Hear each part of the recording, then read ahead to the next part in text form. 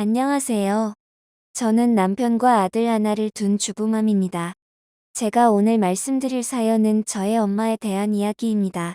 보통 엄마 하면 자식을 위해서 모든 것을 희생하고 가진 것을 다 주는 따뜻한 엄마를 떠올릴 텐데요.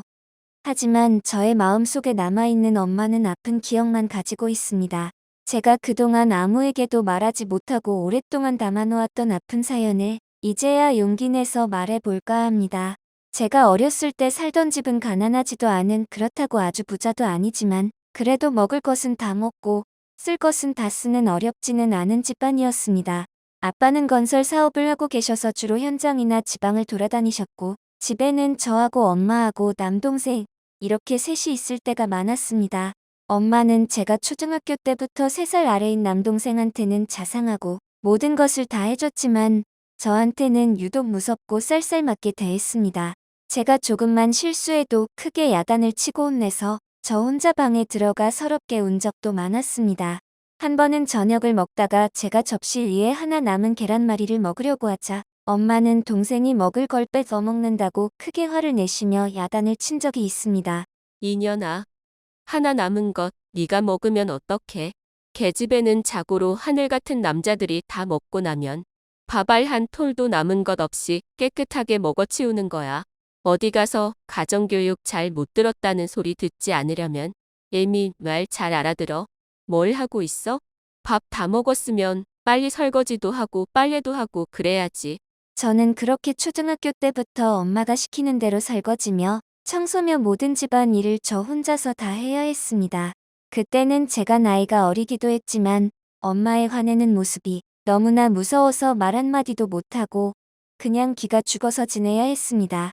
학교를 다닐 때도 엄마는 저한테는 용돈을 하나도 주지 않아서 먹고 싶은 과자나 빵을 사 먹을 생각은 엄두도 내지 못했습니다. 뿐만 아니라 학교에 싸가지고 가는 도시락도 동생에 비해서 너무 비교가 돼서 친구들 앞에서 도시락을 꺼내기가 창피할 정도였습니다. 반면에 남동생은 쓰고도 남을 만큼 용돈을 학교 갈 때마다 주머니에 넣어줬고, 남동생의 도시락은 제 반찬과는 차원이 다를 정도로 맛있는 걸로만 해서 보내줬습니다. 엄마가 이유 없이 저를 구박하고 혼을 낼 때면 그냥 제가 잘못해서 혼나는 거니 하고 자책하며 받아들이곤 했습니다. 그럴 때면 나는 여자니까, 그리고 사회가 딸보다는 아들이 우선이니까 하고 이해하려고 노력했습니다. 그렇게 어렵게 초등학교 시절을 보내고 저는 중학생이 되었고, 중학교를 졸업할 때쯤에 저를 아껴주시고 잘해주시던 아버지가 건설 현장 사고로 그만 세상을 떠나게 되었습니다. 엄마는 아버지가 사고로 돌아가신 걸 다 제 탓으로 돌렸습니다. 아버지의 장례식장에서 엄마는 저에게 이렇게 얘기했습니다. 이래서 집에 계집애가 있으면 안 돼. 엄마, 그게 무슨 말이에요? 말을 못 알아듣니? 다 너 때문에 아빠가 그렇게 된 거라는 말이잖아. 아빠 돌아가신 게 왜 저 때문이에요? 계집애가 아빠 이제 없다고 안 하던 말대꾸를 꼬박꼬박 하네. 엄마, 그게 아니라, 듣기 싫어. 너 이러다가 하나 있는 남동생도 잡겠다. 엄마, 무슨 말을 그렇게 해? 됐다. 주둥이 닥치고 시집이나 해서 빨리 나가버려. 집안에 또 안 좋은 일 만들지 말고. 그때 엄마가 장례식장에서 어린 저한테 했던 말은 제가 어른이 된 지금도 마음의 한켠에 아직까지 큰 상처로 남아 있습니다. 엄마가 저한테만 유독 왜 그렇게 모질게 했는지는 아버지가 돌아가고 나서야 그 이유를 알게 되었습니다. 제가 친딸이 아닌 입양아라는 사실을요. 늦게까지 자식이 없었던 부모님은 아빠가 저를 입양하기로 결정했지만 엄마는 마땅치 않아 하며 반대를 하셨고, 저를 입양하고 난 뒤에 뒤늦게 엄마가 임신을 해서 남동생을 낳았다는 것을 알게 되었습니다. 저는 제가 입양아라는 사실을 알고 큰 충격을 받고 혼란스러움과 함께 방황도 한동안 했었지만, 그래도 그동안 저를 키워준 엄마이기에 제가 더 잘해야겠다고 마음을 먹었습니다. 하지만 엄마는 아버지가 돌아가신 것을 계속 제 탓으로 돌리면서 아버지가 없으니 오히려 대놓고 저를 더 모질게 대하기 시작했습니다.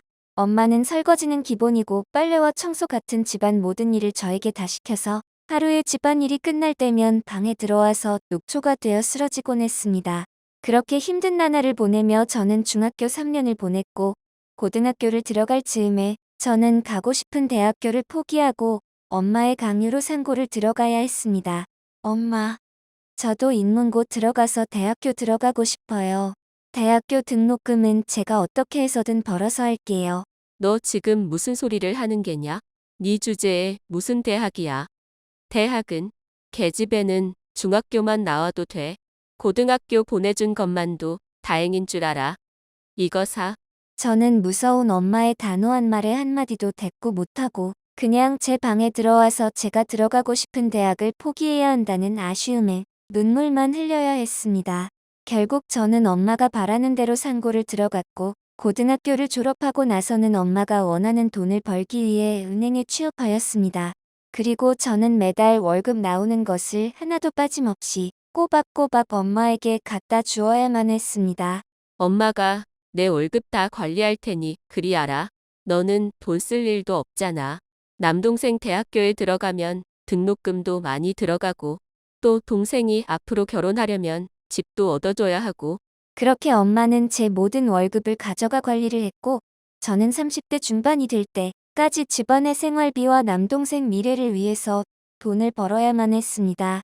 저는 회사를 다니는 동안에도 회사에서 끝나고 집에 오면 쉬지도 못하고 바로 싱크대에 쌓여있는 설거지며 빨래며 주말에는 청소까지 집안일을 제가 다 도맡아 해야 했습니다. 저는 회사를 다니면서도 엄마가 용돈을 많이 주지 않아 돈이 수중에 부족할 때가 많았습니다. 특히 여자의 로망인 멋진 남자와의 연애는 생각할 수도 없었어요. 여자가 갖추어야 할 기초와 장품도 제대로 못 살 때가 많았고 입고 싶은 옷도 못 사 입고 동료나 친구가 철진한 거나 못 입는 것까지 달라고 해서 입을 정도였으니까요. 너 결혼은 늦게 해야 한다. 동생 결혼하고 나서 말이야. 남자는 결혼할 때 돈이 얼마나 많이 들어가는 줄 아니? 여자는 몸만 있으면 되지 않니? 그리고 너는 여자니까 좀 늦어도 되고. 저는 엄마가 그렇게 저에게 하는 행동과 말들이 너무하다는 생각이 들 때가 많았어요. 하지만 저는 친딸이 아닌데도 저를 받아준 엄마를 이해하고 받아들이려고 노력했어요. 그렇게 저는 결혼은 포기하고 연애는 생각 못하고 회사와 집안일만 매달려서 하던 어느 날, 하늘에서 지켜보던 아빠가 제가 불쌍했는지 좋은 짝을 저에게 보내주셨고, 저는 1년여의 연애 끝에 평생 못할 것만 같았던 꿈에 그리던 결혼을 하게 되었습니다. 제가 다니는 은행에 왔다가 저의 웃는 모습과 자상한 모습이 마음에 들어서 프로포즈까지 하게 되어 사귀게 된 남편은 그냥 평범한 회사원이었지만 정말 저에게는 더도 없는 자상하고 좋은 사람이었습니다. 하지만 막상 결혼을 하려니 시댁에 가져가야 할 혼수감이 필요했는데 그동안 집에만 모든 월급을 갖다 줬던 저에게는 돈이 막상 하나도 없는 상태였습니다. 엄마, 제가 혼수감을 마련해야 하는데 얼마라도 좀 주실 수 있어요? 어머, 너 지금 무슨 소리 하니? 집에 넣어줄 돈이 어디 있다고. 집에 쥐꼬리만큼 남은 돈 네가 다 가져가서 하나밖에 없는 동생이 거지로 살면 좋겠니? 엄마, 제가 가져간 돈이 어디 있다고. 매달 월급 타면 엄마한테 다 드렸잖아요. 어머, 너 지금 얼마 되지도 않는 그 돈 준 것 가지고 지금 생색 내는 거니? 엄마, 그게 아니고. 됐다, 얘. 네 월급으로 집에 생활비로 쓴 게 그렇게 아까웠어? 너 혹시 이 집 팔아서 돈 달라고 그러는 건 아니지? 여우 같은 년. 겉으로는 곰같이 순진한 척 하더니 속으로는 꼬리 100개 달린 불효우였네. 엄마, 그건 오해예요. 제가 왜 그런 생각을. 암튼 너한테 줄 돈 없고 이 집은 네 동생한테 줄 거니 너는 행여 눈꽃만큼도 생각 말아라. 계집애가 먹여주고 키워준 것만 해도 감사하게 생각해야지. 은혜도 모르고 이 집에 탐을 내? 너 아버지 돌아가시고 나 늙은이 혼자라고 무시하는 거냐? 엄마, 무슨 그런 말을. 됐고 시집을 가든 집을 나가든 나는 너한테 돈 한 푼 줄 수 없으니 혼수감은 네가 알아서 해. 네 친구들한테 빌려서 하든가. 저는 엄마가 하는 말을 듣고 너무나 어이없기도 하고 한편으로는 서운한 마음이 밀려와 제 방으로 들어와 참았던 서러움에 눈물을 쏟아내고야 말았습니다. 저는 집안을 위해서 그동안 먹고 싶은 것도 한 번도 못 먹고 입고 싶은 것, 하고 싶은 것도 제대로 하지 못하고 살아왔으니까요. 그리고 무엇보다 결혼은 제 평생에 한 번 있는 일이었는데 말이죠. 민우 씨, 나 어떡해. 혼수감을 마련할 돈이 없어. 수지 씨, 아무것도 걱정하지 마. 혼수감은 그냥 내가 준비할게. 수지 씨가 해온 걸로 집에 얘기할 테니 신경 쓰지 마. 우리가 살 집은 내가 모은 돈 하고 모자란 건 부모님한테 좀 부탁해서 도와달라고 할 테니 수지 씨는 그냥 오기만 하면 돼. 민우 씨, 저는 민우 씨의 깊은 배려에 감동되어 품에 안겨 펑펑 울고 말았습니다. 저에 대한 남편의 따뜻한 고마움과 그리고 미안함, 그리고 그동안 제가 집에서 받았던 서러움이 동시에 밀려오는 것 같았어요. 다행히도 시댁은 남편처럼 좋으신 분들이라 저의 그런 상황을 이해해 주시고 받아주셨어요. 혼수감은 그렇게 남편의 배려로 해결이 되었고, 드디어 저의 결혼식 날짜가 잡히게 되었어요. 엄마, 제 결혼식 날짜 잡혔어요. 오실 거죠? 아니, 무슨 결혼을 그렇게 빨리 하니? 그리고 남동생 먼저 결혼하고 나서 하라고 몇 번이나 얘기를 했는데도 어쩌면 너는 네 생각만 하고 사니? 나나 남동생은 안중에도 없고 너만 혼자 나가 잘 살 궁리만 하면 되는 거야? 엄마, 저도 이제는 나이도 찼고, 저도 제가 지배할 만큼은 다 했잖아요. 어머, 얘가 또 생색을 내려고 하네. 어쨌거나 나는 너 결혼식에 못 가니 그리 알아. 그날 하필이면 남동생이 여친 인사시켜 준다고 하네. 너보다도 남동생이 더 중요하지 않겠니? 너는 결혼도 알아서 잘하지만 남동생은 앞가림도 잘 못하잖니. 엄마, 그래도 한 번 있는 결혼식인데요. 아빠도 안 계시고 엄마도 안 오시면. 요새 결혼식은 둘이서 알아서 잘 한다며. 돈도 좀 주면 부모님 대신에 대리 부모님도 서주고 그랜다더라. 저는 엄마의 마지막 내뱉은 그 말에 엄마에게 남아있는 마지막 기대마저 아래로 무너져 내렸어요. 그리고 엄마는 하나밖에 없는 저의 결혼식에 정말 나타나지 않았어요. 저는 친정 부모님도 없는 결혼식을 치르고 말았어요. 그냥 자기가 이해해. 어쨌든 자기를 키워준 엄마이시잖아. 당신에겐 장인어른도 안 계시고 이제 장모님밖에 없는데 우리가 장모님 살아계실 때까지 잘해드리자. 남편은 결혼식이 끝나고 나서 서운해서 울고 있는 저의 어깨를 토닥이며 저를 위로해 주었어요. 아마 저는 지금의 남편이 없었으면 하루도 버티지 못했을 거예요. 저는 결혼을 해서 분가를 해서 집을 나왔고 남동생도 얼마 있지 않아 결혼을 하게 됐어요. 제가 분가를 한 이후로는 엄마나 동생네하고는 서로 왕래도 없었고 연락도 거의 하지 못했어요. 제가 엄마네 집에 안부 전화를 하거나 가서 인사드리려고 해도 바쁘다고 끊어버리거나 찾아오지 않아도 된다고 냉정하게 했으니까요. 동생네도 마찬가지였고요. 저는 엄마가 아무리 서운해도 저를 키워준 엄마를 끝까지 잘해드리려고 노력했지만 엄마나 동생네는 저를 보고 싶은 생각이 눈꼽만큼도 없는 것 같아 보였어요. 전화 받는 것조차 귀찮게 생각할 정도였으니까요. 그렇게 저와 엄마와 동생네의 인연은 끝나는 듯 하였고 결혼한 지 1년이 지나서 저는 첫 아이를 갖게 되었습니다. 이제 애도 생겼으니 당신은 회사는 그만 다녀. 내가 어떻게서든 돈을 벌 테니. 남편은 제가 아이를 갖자 집에서 애를 잘 돌보면서 몸 관리를 잘 챙기라고 배려를 해주었습니다. 그리고 우리 부부에게 기다리던 사랑스런 아기가 태어났습니다.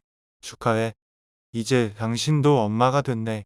나는 아빠가 되었고. 고마워. 당신 덕분이야. 우리 아기 이름을 뭐라고 지을까? 민수 어때? 내 이름이 민우니까 돌림자로 민수. 당신이 좋은 대로 해. 민수. 괜찮은 것 같아.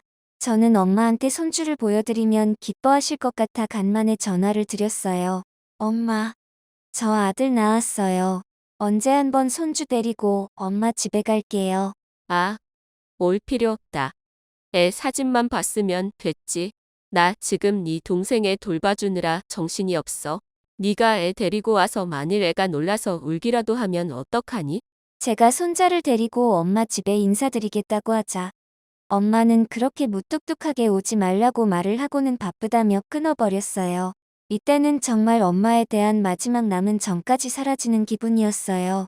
그날 이후로는 엄마와의 관계가 더 서먹해져서 전화도 거의 하지 못했고 그렇게 몇 년이 더 흘렀고 명절 때가 찾아왔어요. 여보, 이번에는 민수 할머니한테 인사드려야 하지 않겠어? 엄마가 별로 보고 싶어 하시지 않으시잖아요. 아무리 그래도 장모님한테 손주는 보여드려야지. 또 나도 명색이 사위인데 너무 오랫동안 찾아뵙지도 못했고. 그게 무슨 당신 탓이에요. 엄마가 오지 말라고 해서 못 간 건데. 그래도 장모님이신데 손주는 보고 싶어 하시겠죠?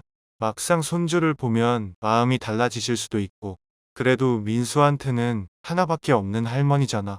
무엇보다 민수가 할머니 보고 싶어 하잖아. 엄마, 나 할머니 보고 싶어.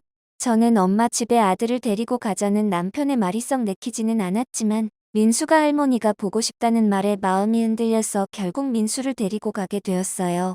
남편과 민수를 데리고 친정집에 가게 된 수지. 엄마와 과연 화해를 할 수 있을지 두 편에서 계속됩니다.